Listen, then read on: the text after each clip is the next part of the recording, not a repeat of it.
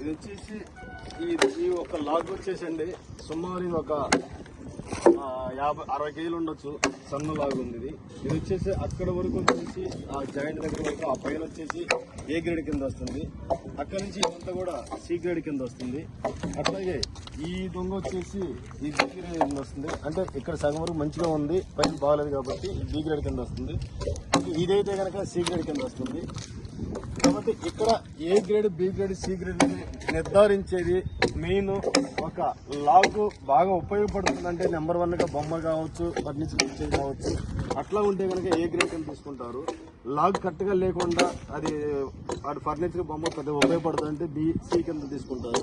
కాబట్టి ఇక్కడ గ్రేడ్ అనేది 5-6 సంవత్సరాల నుంచి కూడా హార్డ్వుడ్ వస్తుందంట. కానీ మన 15 ఏళ్లలో కలర్ అయితే వస్తుంది, హార్డ్వుడ్ కొంచెం తక్కువ వస్తుంది.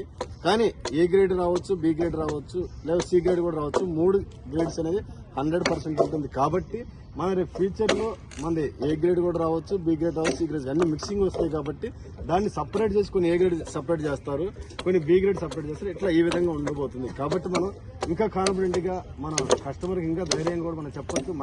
మనకు కాన్ఫిడెంట్ కూడా వచ్చిందండి. Thank you. ఇది వచ్చేసి బి గ్రేడ్. ఇదంతా కూడా ఆల్మోస్ట్ మధ్య వరకు ఏ గ్రేడ్ వస్తుంది.